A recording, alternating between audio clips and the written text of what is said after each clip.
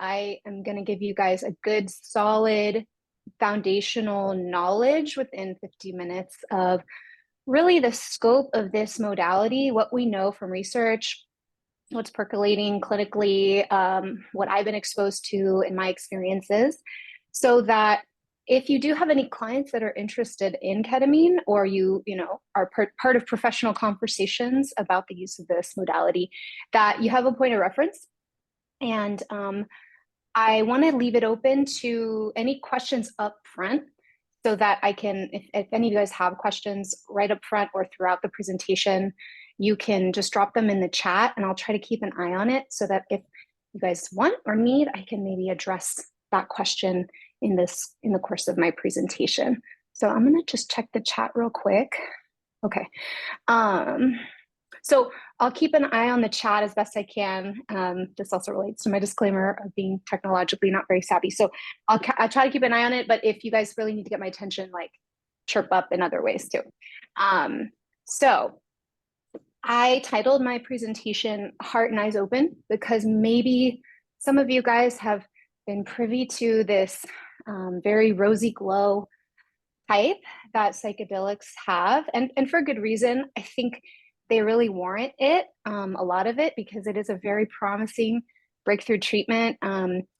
MAPS, the Multidisciplinary Association for Psychedelic Studies, has done a tremendous job over 40 years of strategically designed research on psychedelics with the agenda of getting them decriminalized, legalized. They pushed through ketamine legalization. Now they're on the brink of pushing through MDMA and psilocybin federally.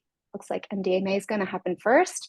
And of course, on the state level, psilocybin is already kind of popping up in some states on the docket for legalization. So it's a really exciting time. But that said, there's a lot you want to be aware of in how this modality is actually approached, like in practice.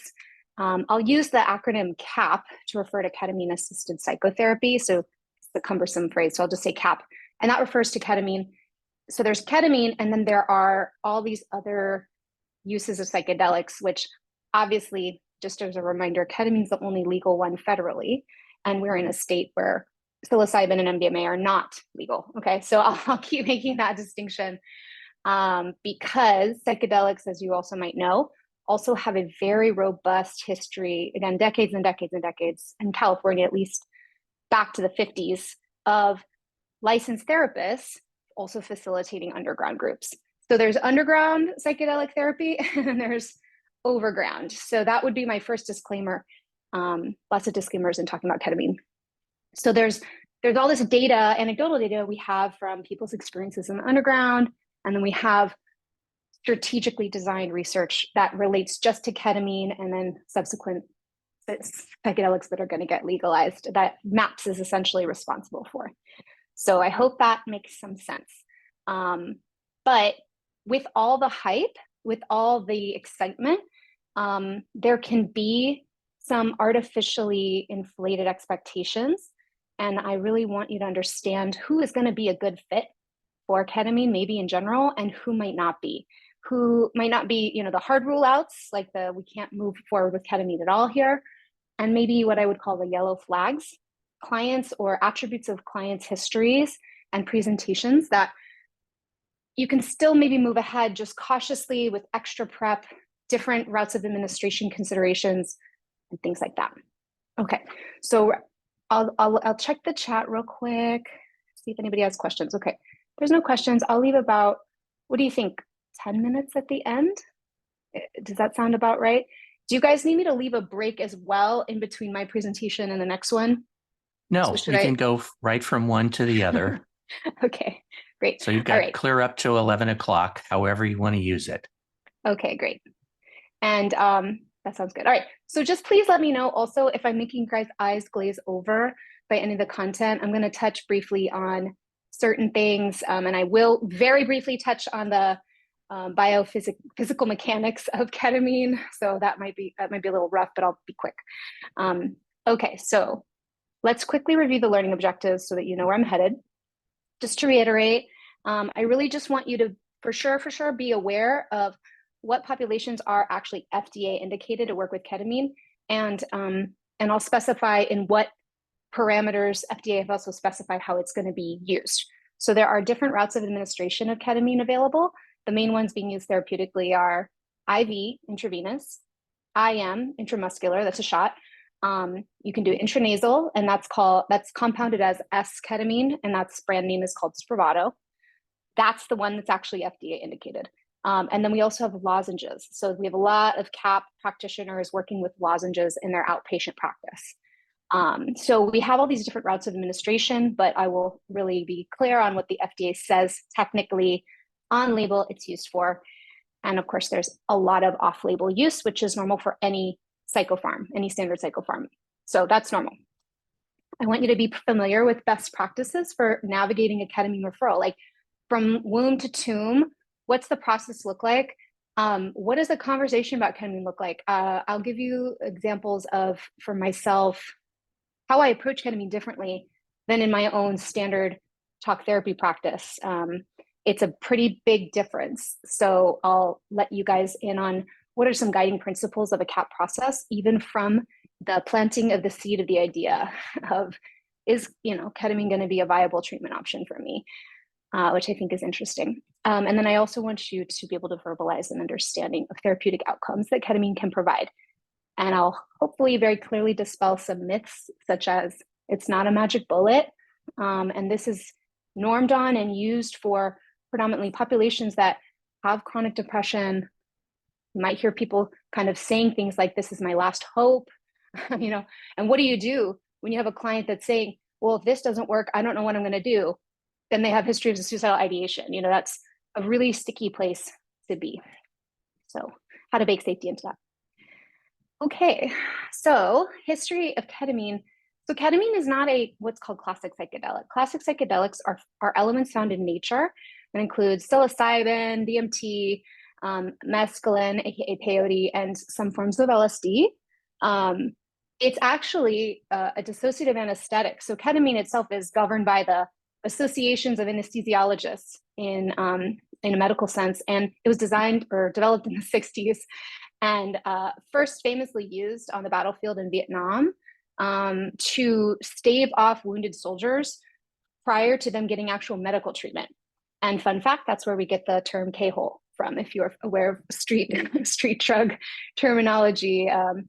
K-hole is referred to in like rave or club culture, where it's like, it's describing the dissociative slowing down effect of ketamine. But it actually refers to soldiers waiting in foxholes and on the battlefield for this kind of treatment.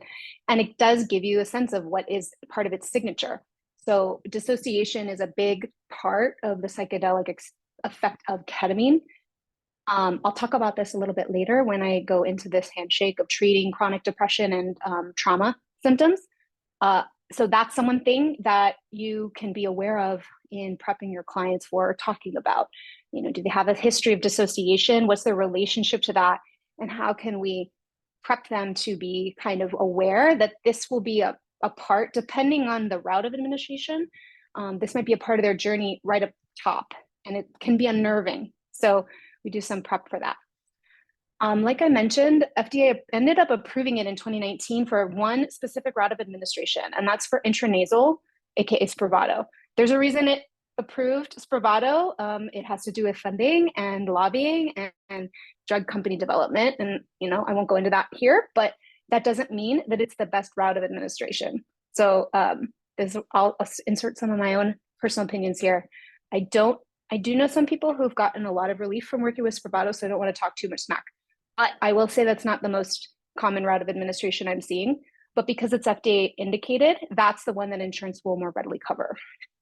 So most of the ketamine industry is a cash industry, meaning it's a very expensive treatment, and it's not approachable. And this is a big conversation in the community that I'm in. It's a really big conversation, especially in terms of social justice points of view. It's like, how do we figure out how to make this more accessible, but also safely accessible? So that's an ongoing conversation. Ketamine IV infusions, for instance, can easily start at $1,000 per infusion. I find lozenges are more approachable, so I'll go into that a little bit more. But Spravato is the one that you might get insurance coverage for. The rest is cash pay. there is a ton of very creative, very flexible, very promising off-label, wide-ranging use of different forms of ketamine for these conditions listed here. So severe chronic depression, postpartum depression is safe to treat. We don't treat anybody that's actively pregnant with ketamine. That's a rule out, but postpartum safe. Bipolar depression is an indication, which I'll say more about later, but I think in the beginning, there was a lot of hesitancy about treating bipolar because of the risk of flipping manic, but now we know a lot more about that and how to work with that. Ketamine, its big claim to fame is that it's really good for getting suicidal thoughts and preoccupation almost immediately into remission. Maybe one treatment, you know, I mean, and for somebody that might struggle under the burden of chronic suicidal thoughts, this is such a big deal. I'm sure many of us have treated people who struggle with that. It's, you know, in parts points of view, maybe it's a part of them that's just like a firefighter part, always in the fantasy of suicide. And that can make you really nervous as a clinician. Makes me very nervous when I work with clients like that. So this is something really promising about ketamine, but I will continue to say that's not, you know, we're not in the clear there. So research shows that just because the suicidal thoughts go away, that doesn't mean that the risk of acting on or engaging in self-harm or suicidal behavior at suicide attempts, that doesn't mean that that goes away. So if that's on board, we also plan for that in the prep and integration. There is a lot of promise for treating post-traumatic stress disorder. There's a lot of budding promise for obsessive compulsive disorder and for some substance use disorders, which is really exciting. Some psychedelics are more famously targeting substance use and kind of helping people achieve sobriety, stay sober. I'm thinking specifically of ibogaine for treatment of opioid addiction. It's actually really good for getting people through withdrawals, but of course, it's not legal in the States. Stanford's doing a study right now on it, and they're also doing a study for TBI with ibogaine. But again, that's Stanford, and that's you know, not endorsing illegal psychedelic use. But there are other countries that have these centers that are getting pretty good outcomes, especially with our really gnarly opioid epidemic happening in the globe right now. All right, so I said before, and I'll keep harping on it, it's we want to really work, something you guys can do, not directly working with ketamine, is help set realistic expectations of it. It's not a panacea. In the excitement, there can be overly broad generalizations, rosy tinted glasses. It's not a standalone treatment. It's not a one shot stop. So people need to like prepare for a course of ketamine. I'll tell you what the protocol kind of looks like, but then again, from there, people are working really flexibly, especially with lozenges. For IV, for treatment-resistant depression, actually, do we know what treatment-resistant depression is? I should define that. Yes, generally, okay. I'll just quickly define it. It's when somebody has failed, which this language is also problematic, 2 or more different antidepressant trials from different classes, I believe is the technicality of it. But I would really say it's like the standard psychopharm medicine failing the patient, because it's, you know, it's incredibly demoralizing. You got patients with chronic depression trying different medications. They're not working, you know, and then to be categorized as, you know, you're treatment resistant or you're failing these medication trials is pretty brutal. So when somebody is coming to us with treatment resistant depression looking for ketamine, that's where that's where hope, like an overly rosy look at what this could do for them, could maybe get us in trouble, get that client in trouble in terms of hope deflating too quickly. So with treatment resistant depression, those norms were setting a pace of 2 IV infusions or 2 treatments with ketamine, intranasal ketamine per week for about 6 weeks. So it's like multiple treatments per week over 2 to 3 weeks or a month, depending, you know, how somebody wants to schedule that, which means time off work, which means it's expensive. The reason that multiple treatments are being used close together is that we're trying to achieve for that category, that population for treatment-resistant depression, we're kind of jumping, trying to reach this neurological plateau where then they can achieve and sustain a remission or relief from their depressive symptoms. So that's It's trying to achieve a neurological neurogenesis effect, essentially, irrespective of somebody's subjective experience with the drug. So that's why that was designed that way, but it's a big commitment. I'll say not everybody who wants ketamine is going to be appropriate for it. So you might have people that want it, and they're going to be maybe not a good candidate, or it's not going to be accessible for them. And it's a treatment, not a cure. So normatively, people are going through that front-loaded course of treatment. If you're doing IV for treatment-resistant depression or Spravato, and then there's maintenance doses. So then there's follow-up boosters, depending on the risk of the client. If you have a high-risk client, maybe a client who has really intense SI prior to treatment, and you're worried about that risk of rebound suicidality coming back, you'll design a booster that's quicker in follow-up. So maybe a 3 or 4 week booster versus a 1.5 month booster. But that's getting really nice results. Okay, briefly, the mechanism of action. The reason why ketamine's working with patients for whom other standard psychopharm is not working for their depression is it's working on a totally different system. It's working on our glutamate system. It's a non-competitive N-methyl D-aspartate receptor antagonist. And what that means is it basically produces the main thing it's known for is it produces this big glutamate burst. Glutamate's a neurotransmitter that's associated with learning and neuronal growth. So it gets this big burst, which is then a precursor of these like different substrate cascade and metabolite systems that have antidepressant properties on their own, and also will promote the growth of new neurons. So functional MRI imaging really shows this nicely. Like after one fairly big dose of ketamine, you can actually see the little dendrites budding again, which is really cool. And so there's a couple correlates to that subjectively, but essentially we're aiming for a neurological effect. So there's a neurochemical correlate to it, glutamate, BDNF, which is a precursor to new neurons growing. We're looking for that. And then we're also having a neuroanatomical change. So what it's doing is it's promoting healthier neurons, dendritic spine, myelination of the axon, so that it can transmit neurotransmitters quicker. And that means that I can make new connections. I can learn. I'm more readily going to be able to apply what I'm learning in my therapy, right? So we might have clients who we've worked with for years who we've done all the coping skills. We've loaded them with DBT. We've, worked on cognitive reframe. They know what to do. It's just in really internalizing the learning and being willing to apply it enough times, right? Sometimes that's the barrier. So ketamine, we can tell, encourage clients that saying, hey, active ketamine treatment can give us this unique window of an opportunity where we can encode new learnings. And particularly for clients who have histories of trauma, that also means being able to go back and interface with trauma and maybe ascribe new meanings. And that is really, for me, one of the coolest things about psychedelic treatment. With ketamine, it happens. With other psychedelics, it happens too. But it's really cool to be able to offer this to our clients. Okay, I'll just say it another way, but there's one more thing I want to mention. There's these two arms of therapeutic action when we're talking neuroanatomically. We've got the promotion of new brain connections and regrowth through neuroplasticity. So that's that glutamate burst. And then we also have this effect on this. One of the major 6 networks of our brain is called the default mode network. Is anybody familiar with the default mode network?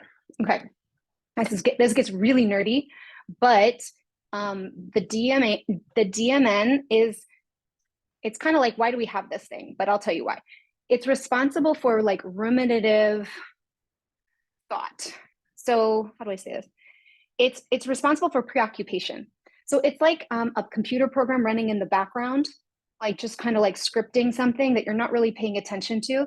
So when, for instance, I'm not engaged in some here and now activity, I'm not in a flow state, I'm not, engaged in the richness of a conversation, hyper present, then chances are, if I'm just kind of daydreaming and like tuned out, that's my default mode network going up. Now, the reason we have that is because what it wants us to do is kind of like stay on top of things, right? It wants us to consider ways we can plan better or solve the problem of old pain. That's kind of what ruminative thinking is. It's like our brain fishing backwards and fixating on the problem of pain as if there was a solution to it in the future. So ketamine actually calms it down. And so for me, I get this visual when the default mode network goes down. That means I'm freed up to, I kind of think of it like heaving myself over a big concrete wall, like a city wall, and I can take a look around the landscape. And my arms aren't going to keep me up there forever because at some point I have to come down. But I can look out and see what's been there all along. And I can see in the present, be more present to my life. I can see actually joy, healing, solutions in the here and now when that ruminative thinking is offline. So it's a really privileged point of view. Does that make sense? Okay. I'll say a word on this because I'm thinking about the analogy that like some of those mail order ketamine companies give. So they give the analogy of like skiing down a slope, and that our mind is a little bit like common grooves in a ski pattern down the slope. So a depressive mind has these trenches, I call them record grooves, of automatic negative thoughts, negative core beliefs that have been unwittingly reinforced, especially when we're ruminating and we don't know it. And so ketamine comes down and it gives that fresh coat of powder on the ski tracks. So it just helps give us a little bit of a buffer so that maybe I can more readily crawl out of that trench when I notice I fall in it. So that's a good analogy you can give your clients. I will also say a word on ketamine delivery systems. I do believe that they are horribly medically negligent. So if you have clients who want to get ketamine that way, unless you are trained to sit with them as they're doing their ketamine, you are trained yourself, I would really steer them to a live body professional who's going to be able to help them, because I've had a client or two have really bad experiences prior to me working with ketamine with them. Okay, the handshake between chronic depression and trauma, which is very common. So ketamine, again, is uniquely posited to help these clients because it's very fast, it can be very fast acting. It can work in as soon as one session, but more commonly it's like 3 to 4 sessions in the protocol. People might start to feel the benefits depending on just how entrenched their depression is. It reduces that ruminative limited thinking to open up space. Finally, if I'm not ruminating and I'm not obsessing anymore, maybe I can allow for these suspended underdigested emotions to poke through. And I'm not so defended and I can let them crest and integrate, right? I can address them finally. Wouldn't that be nice? It can significantly and immediately reduce suicidal thoughts and getting those offline so that you can move on to other therapeutic tasks and get them out of the crisis, the constant crisis. It helps with that perspective shifting, and it can really stoke hope, basically, because it's really cool to get a different experience of one's own mind. I see the chat added some things, so let me see. Oh, good. Oh, great. Is reducing DMN activity, sorry, I'm late on this one, behind, okay, yay, thank you, Lori, for that question. Something I didn't mention yet, I'll go back to this in a second. Something I didn't mention yet is this concept called entropy. Anybody heard about entropy? Okay, so entropy is technically like a physics term. It means chaos. Okay, so, but if we're talking about the human mind and a human developmental trajectory of like what our brain growth and development looks like, entropy and maintaining certain levels of entropy, high entropy, moderate amounts of entropy, is really good for brain health. So that chaos in the mind allows for freshness of perspective. It allows for me to consider and entertain all different sorts of points of view. And it's what's a child's mind is like. It's sometimes called lantern consciousness. It's this big glow of awareness before we all know everything already, you know, and it's such a curse to know so many things, right? You know, because our brains also are heuristical, have a heuristical mechanism to them. That means we are kind of like predictive texting our way through life. The more we know, the more we are getting caught up in these confirmation biases of perspective, which you can imagine that makes it very difficult to get out of depressive thinking. Or if I've had some takeaway lessons in my trauma, others can't be trusted, I'm unlovable, you know, it's not safe to ever open up, then it makes it really hard to get out of that. So entropy, and specifically low entropy, which as we move from high entropy across the lifespan with our experiences and learning, then we're going to move unwittingly into a low entropic state in adulthood.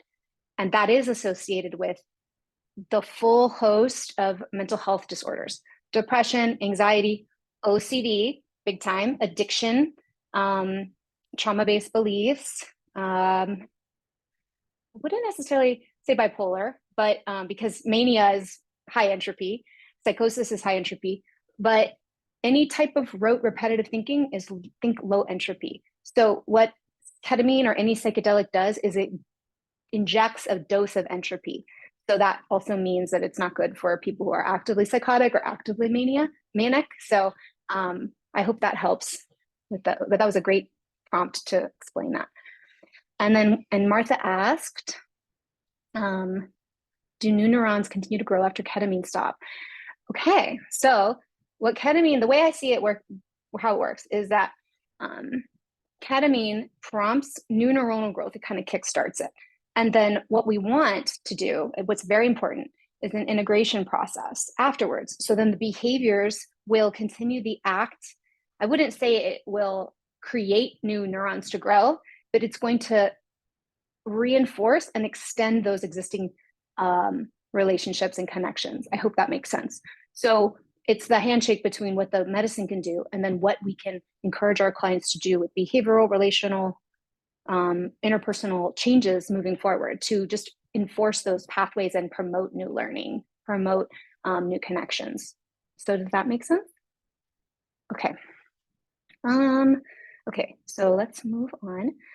Okay, here's the yellow flags. I mentioned pregnancy. I didn't put that on this on this slide. No pregnant clients doing ketamine. History of psychosis or first-degree relative with psychosis. This is not a hard rule out, but this is, again, where you as a clinician potentially giving a handoff to a ketamine treatment facility or ketamine clinician, you know this client better than anybody. So you can be listening for, hey, do we know of any psychosis in this client's history, however remote? What's the diagnosis? Certainly, having diagnostic clarity. I'll say more on that in the next slide. But recency, extent, prominence of psychosis is something to be aware of. And siblings, parents, uncles, aunties with psychosis also be aware of, because of course, very genetically loaded. Same with mania. So the same applies to mania. Remember I said that ketamine is a really promising treatment for the depressive pole of a bipolar disorder.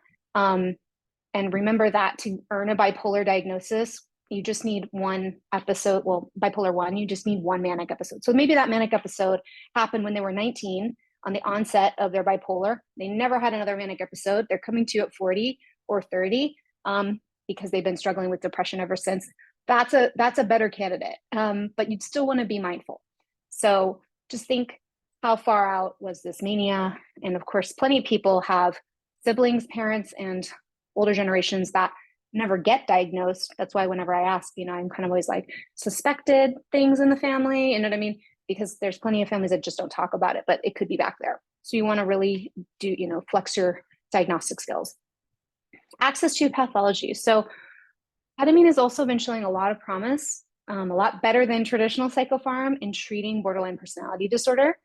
But because of that entropy, I'd make you aware that, especially when we have things like having paranoia, hypomanic, almost like hypomanic presentation that's not part of a bipolar disorder, you want to just be aware of that, and especially the suicidal thoughts component, because particularly, I would say, generally speaking, with this population and ketamine, there's a really big risk of a resurgence of that rebound suicidality. So let's say ketamine takes away the SI, they can come back with a vengeance and be very demoralizing to that patient. And so you want to just give them a heads up that can happen, and we're going to plan for that. We're going to maybe even expect that. And what's your safety plan around that? What are you going to do? How are you going to stay safe?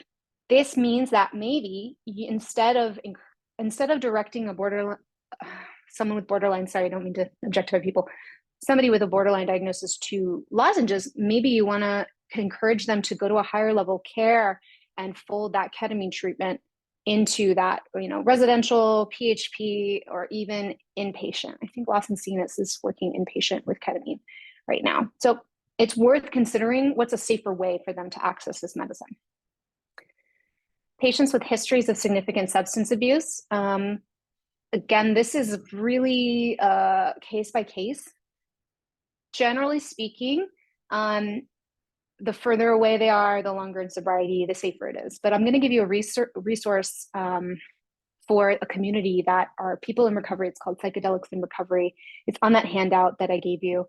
And clients that I've had who are sober and were considering working with ketamine to treat their other mental health issues, I refer them to this because it's a very personal, very subjective decision that somebody has to make, and only they can make for themselves, to be accountable as to their reasoning for approaching a drug to treat other things, right? So I find that community is really helpful. People with histories of significant benzo abuse and stimulant abuse, meth, cocaine, they're showing less response to ketamine treatment. I suspect that's because, daily significant high doses of these substances are actually modifying neurons, promoting neuronal growth, kind of like blunting the telomeres that would be, helpful in creating new neurons. So it's those substances are creating neuroanatomical changes for them long before they're coming to treatment. So that is a bummer, but it's something to look out for. Ketamine is showing better results with people sustaining sobriety from alcoholism and opioids. And you don't want somebody to be certainly actively using alcohol. You want them to be through a withdrawal period. So then you might say, are you motivated to do a medical detox first? We'll get you enough time under your belt, and then we can help promote sustained sobriety with ketamine use. It just reduces cravings. That's what I heard. Multiple comorbid medical conditions, so specifically hypertension, and cardiac issues, because ketamine will produce a spike in your blood pressure, right, when it's active, and it'll go down naturally, but we don't want to take any risks. So uncontrolled hypertension is really what I'm talking about. People with controlled hypertension, they're workable usually. Any intracranial bleeding, history of aneurysm, brain bleeds, pregnancy, kidney issues, dialysis, those are the main things that we're like, can't do ketamine. And complicated medication routines. So I'm talking about daily benzo use and Lamictal. So prescribers that I work with, there's a way to design it so that they're informing the patient a schedule. Benzos are really hard to stop. Benzos are hard to titrate down and off from. So that would require a lot more planning. Lamotrigine, usually that's like a hold the night before, and then you can use it again several hours after. That's how I'm accustomed to my prescriber working with that, but that needs to be like really integrated in the treatment. Okay, are we doing okay? Impact of age, good question, Martha. Actually, I'm going to go ahead and say I don't know. I haven't heard it come up as an issue. I'll just say that. There are whisperings of saber rattling out there, and maybe you've come across the papers that are warning of the cognitive effects of chronic ketamine use. This, I will say, only impacts. This is from heavy, high dose of ketamine abusers. This is not treatment with ketamine, which is actually happening at much lower doses than are being used on the street to abuse it. That's the only evidence. I'm jumping to cognitive effects just because I'm thinking about that with age and the impact of that interaction. But I've been in treatment groups with people who are in their 60s and 70s, and they're tolerating the ketamine really well. I just think it just depends on their personal histories. But that's a great question, Martha. Okay, quickly just going over a little bit more about psychosis and mania. So first you want to think about, what is this patient's diagnosis? How is it substantiated? Did you give them the diagnosis? Did it come with them from a different level of care? I hope you guys are all reconsidering diagnoses that come to you, and you're kind of looking at a patient with fresh eyes so that you really know what you're looking at. And I would say giving releases of information if your client has relationship with an existing psychiatrist, talk to them, get on the same page, and make sure that you guys are on the same page about the recency or any history of psychosis or mania. a worse prognosis, or a place where I would say maybe don't treat or don't encourage a client to use ketamine is with the more significant psychotic disorders, schizophrenia and schizoaffective. But what's a better prognosis is more like psychosis that's ensconced within a course of major depressive disorder. So it's much more workable. I think people are more comfortable treating that. And also when it's not active psychosis, right? It's like, okay, my depression has reached psychotic dimensions before, but it's not recent, it's not current. Then we can do that.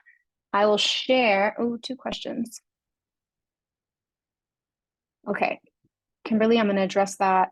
I actually, in the handout, I have a couple referrals for ketamine providers. So you have that. And then let me see, there's a list of qualified professionals. Yeah. So I'm just going to give you a smattering of them, people that I've worked with or recommend. But if I think of any more, I'm happy to provide, or you guys are welcome to reach out to me individually for any other referrals. I want to be of help. Okay, sorry. So, I'm going to tell you about a client that I worked with who has bipolar disorder with ketamine. So, bipolar disorder and long-term sobriety from IV heroin use. So, this client, we worked together for about a year. He came to me and I talked very clearly. He was in and out of mixed episodes. And so worked steadily to try to treat that without psychopharm, eventually applying motivational interviewing very sensitively to help have him consider stabilizing with some medication, which he was very ambivalent to.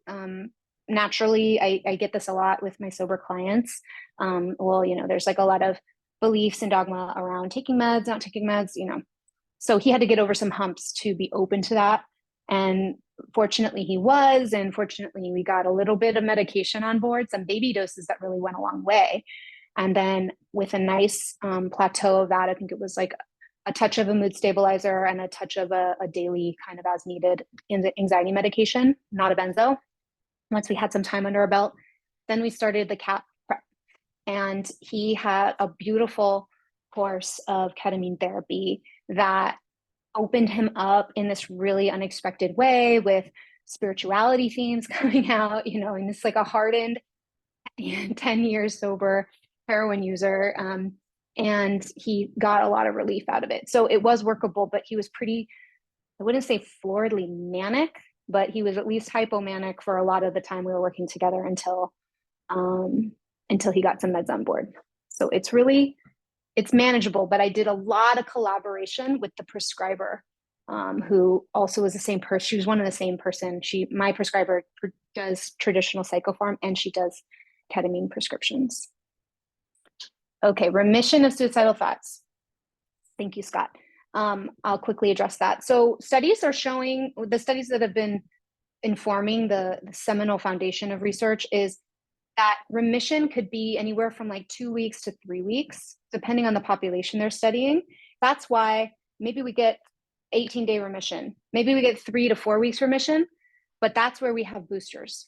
So depending on the intensity and the history of those suicidal thoughts, it's like how soon after that initial course of therapy, whether it's IV or lozenges, like that's where we want to consider designing the treatment and the follow-ups with that in mind. So you might have suicidal thoughts come back at 3 weeks, then maybe we want to do boosters at 3 weeks or 4 weeks, but typically the boosters are happening like 6 weeks out. I hope that addresses the question, but I think different populations are experiencing different levels of remission. Some people, remission is forever. It's like, well, I didn't have my suicidal thoughts come back. It's anywhere from 3 weeks to never, which is pretty cool. Because if I can find new tools, if I can get new perspectives, then maybe I don't need this fantasy of suicide. I don't need an out to rely on. A word quickly, I'm jumping back to the slide, a word quickly on paranoia. Paranoia can, of course, be part of a psychotic disorder. It can be a feature, almost like a mountaintop of someone's mania, or a trench of their psychosis and, whatever course of a mood disorder they have. Or it can be a paranoid as a symptom of borderline personality disorder. So you want to be aware of where that paranoia is located because you certainly wouldn't want to treat somebody that's maybe more schizophrenic. And that's that paranoia. It's like a subtlety, right? And maybe they don't have other obvious signs or positive symptoms, but you want to know where that's coming from. So that's another thing where you want to work with the team to be sensitive about and kind of get other eyes on the situation, particularly prescribers. Okay, substance use disorders and ketamine. I'll move through this pretty quickly because I know I'm running out of time. Obviously, FDA has a warning that patients with histories of drug abuse are at greater risk. Duh. Ketamine is abused on the streets, but I find it's a very particular flavor of drug that's abused. It's not really a go-to for a lot of people. And abuse, the amount that's being used in abuse populations is much higher than what's being used for treatment. So that's what I'll say about that. I would say, as a rule of thumb, if a patient comes to you and they have a history of abusing ketamine, I probably wouldn't encourage them to use ketamine. I'd be conservative there, but I've never had that happen myself. So there are other ways, obviously, to get ketamine. Why would they go to somebody to go prescribe it for them?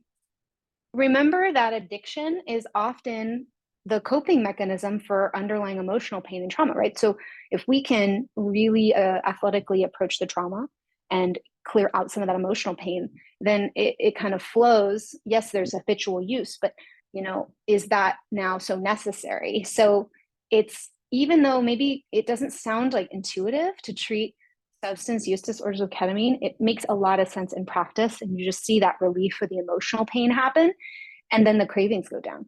Once somebody's out of the window of any kind of medical dependence like alcohol, that's why I encourage medical detoxes first. Then you're in a really open space to double hand the treatment of the underlying trauma and the addiction. It's better prognosis with alcohol and opioid use. And like I said, for reasons before, not so good with stimulant abuse or benzo dependence because of the ways that might impact and interfere with the ability for ketamine to attach to the NMDA receptors. It's just going to blunt the effect or mute it, or they'll get no effect. There's a lot of safeguards with ketamine. That's why with the mail order ketamine, there are no safeguards. So I encourage people to not go that route. When you're working with lozenges, some people will be responsible for the medicine at the clinic, and there's storage safeguards for that. But a lot of the time you're making a pact and a contract with your client. You're only going to use this in my presence. You're not going to be self-medicating, self-dosing. And of course, there are databases that track the medicine because ketamine is a Schedule III drug right now. Okay, I hit on this already, but with individuals with a borderline diagnosis, you want to do a lot of safety planning. You want to front load with a lot of coping skills, self-soothing skills, make sure they have all sorts of self-regulation strategies, CBT skills, mindfulness skills, and consider putting them at a higher level of care so that they have greater oversight around the entropic, high entropy of ketamine treatment.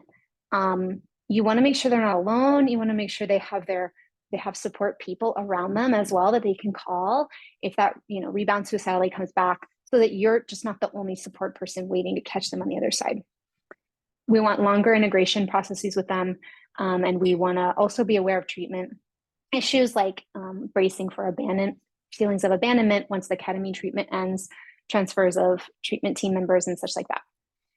I don't see a lot of antisocial personality disorder individuals come to my outpatient practice. I do work with them in the forensic settings, but not in my private practice. So I'm not usually getting somebody motivated for treatment that has full-blown narcissistic personality disorder or antisocial, but there is high degrees of substance abuse disorders within these populations, so assess carefully. And for individuals with NPD that are motivated for outpatient treatment, ketamine can actually really help a lot with resourcing them to eventually get to that core of shame that's typically split off. So it's really cool when someone is motivated, comes in with some narcissism on board, and we can work with that with ketamine because it really helps smooth out this difference between the false self and the true self. And, okay, who's a good candidate, who's a yellow flag candidate. You want to have a nice arsenal of referrals that if you can make to different levels of care, right? So I really like Ketamine Clinics Los Angeles for IV. There is a center on Larchmont that is affiliated with MAPS that they run current psilocybin and MDMA trials, but they also do ketamine assisted psychotherapy. So that's a place mid-city that's really tried and true and established. And then I work with lozenges. I have several colleagues that work with lozenges. So when you make a referral, this part's super important. You want to make sure your person is certified. You have to make sure this person is trained. Right now, shockingly, there is no requirement yet for people working with ketamine, like non-prescribers, I mean, to have certification, if you believe it or not. So don't take it for granted that everybody that just calls themselves a ketamine therapist has been trained. So do some homework and make sure that you're not negligent in making those referrals. And ketamine treatment, if you're working with lozenges, typically has several preparation sessions, which you can do. And then you can sign releases of information with that CAP therapist to slowly bring them in for prep. They'll probably do their own prep. There's an active session and there's integration sessions. So typically after an active, sometimes it's tacked on to the end of a 3-hour ketamine session. You can start with integration, but I do it the day after. So I have a medicine session one day, I capture some notes for them, and we integrate the next day. And you can also be part of catching that client and continuing that integration process afterwards. So that's the role you could play. And integration really is applying the insights gleaned in a ketamine experience to lifestyle behavioral treatment changes that they want to make moving forward that will, you know, substantiate those gains, maintain those gains. And so that's where you can kind of finish out the process and continue them back in therapy. We don't need to go over these routes of administration, we already did. Different routes have different levels of absorption. So IV and IV gets about 100% absorption into the brain. Spravato is 40% and lozenges are 20-25%. So that just means you're changing the actual amount that you're dosing. Here are the resources I gave you on the handout. One more thing on insight or on integration is that we use this term planting a flag for normal consciousness. So basically an integration process, it's like I can have this really amazing big experience on ketamine and I can maybe feel the effects of that. Maybe I don't have suicidal thoughts for a couple of weeks and my symptoms go in remission for a bit, but they're going to come back. And what am I doing behaviorally, boundaries, interpersonal effectiveness wise, relationship wise? What am I doing to ensure that I am using that window of opportunity wisely? And that's what integration is. We're encouraging clients not to make huge changes. And in fact, we want to kind of go slow and low, because sometimes people come out of a session, they're like, I want to change everything. I'm going to divorce my partner and I'm going to change my job and I'm going to live in a van. And it's like, just wait for 2 weeks and then we can talk about these changes. We certainly we don't want this thing to happen, which is called therapeutic bends, which is like kind of coming up from too quick from a scuba experience. There's consequences, right? We don't want them to be unsafe and let that entropy carry over into their life. So really you can just support those gains, support new meaning making. Like I mentioned with my one client who I stabilized for ketamine, we had a whole new arena of spirituality to work with that he'd been, understandably cut off from prior to that. And so now we're looking at new meaning making and getting to revisit the dark parts of life with those fresh eyes and forgiveness of the self. So that's all that stuff you can do in the aftermath of their ketamine experience. And here's my references and I'm checking the time. Oh my God, it's 10:52. How are we doing? That's great, okay. Dr. Kain, are you open to questions? I am. Let me get out of here. There are a couple of questions already in the chat, so you may want to start there. Okay, let me one by one. Okay, great. Okay. Oh my goodness. Yes, I love the questions. What types of interactions can occur for clients already using antidepressants or anti-anxiety medications if they start ketamine treatment? Okay, so first I'll start with the SSRIs.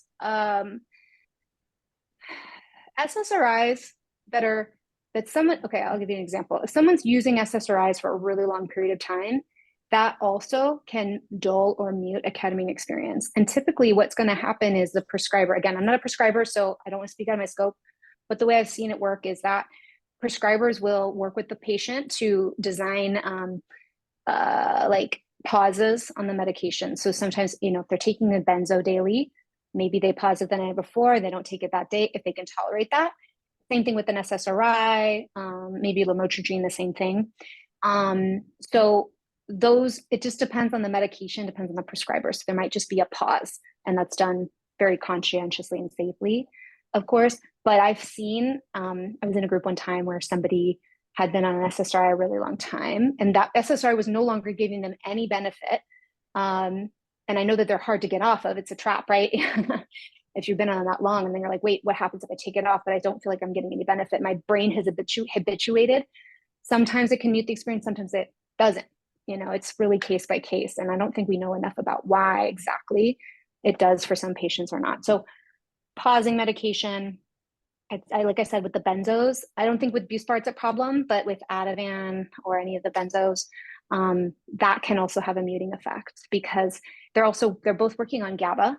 So if a benzo is in the receptor, the ketamine can't go in. So we want to be careful about that. I hope that makes sense. Average length of treatment for amount of booster doses. Boosters can go on depending on the resources of the client, right? Because they're expensive. But boosters, let's say you do a booster every 6 weeks, and then you can play with maybe skipping a booster, see how they feel. Depends on how good that integration process is.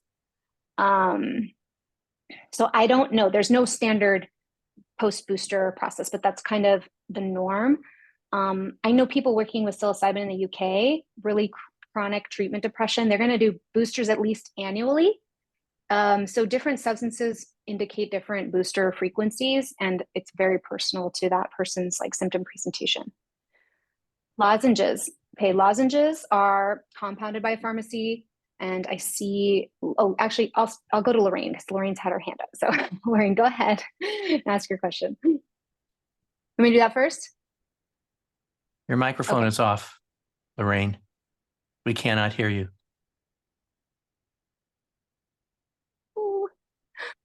Go ahead to the other person's question, Hillary's question, just to make sure she gets that. So lozenges are the prescription sent to a compound, the medicine gets shipped to the client. This is, again, you want to be working with responsible clients who aren't going to be diverting medication. And lozenges themselves can be either rapid dissolving or they're in a form that's not so rapid, but regardless, you're going to put a lozenge or 2 or 3, depending on the dose, in your mouth, and you have to hold it for 10 to 15 minutes. This is also challenging. So there's a technique to it. But what happens is that the medicine gets absorbed in the route of it gets absorbed through the cheek membranes. And then at the end of that period, you swallow the rest. And so it hits the second pass metabolism or first pass metabolism through the gut. So there's 2 routes, but the main one is you want the medicine to be held in the cheeks long enough to be absorbed through the cheek membranes, which goes straight to the brain. So lozenges they have a softer onset. Maybe within 15 minutes. I've had clients start to feel the effects when they're still holding the medicine in their mouth, which is really weird because to direct them to use their cheek to swallow after that, it's challenging. But some people will do all the medicine up front. Some people will offer a booster in the middle of it, which I avoid because you don't want to come out of the ketamine experience just to hold medicine in your mouth for 10 more minutes. You kind of want to just get a sense. I start people all on 100 milligram lozenge, unless otherwise indicated by the prescriber. And subsequent sessions, if they're feeling hey, I can have a bigger experience, or I feel comfortable, we can add more in subsequent sessions. And also, there's a nausea effect sometimes for clients. So typically they're getting Zofran prescribed as well. And so they'll take that maybe a half hour before if you get seasickness. Does that address the question? Okay, well, it's more just a affirmation. Thank you for sharing this. I wish I'd had this before, but it sort of added to what I did. I did have a client who got on a ketamine IV after a real family trauma, in the sense that the family turned against her. I'd been working with this client a long time, and it really was like PTSD with how they responded, including with a restraining order. So she was really, really out of it. And so when she was searching for more help, because I was helping her, we talked about inpatient, she found the ketamine. I'd heard about it, did a little research, we talked about it. She agreed to do it, and Anthem actually paid for the outpatient IV treatments.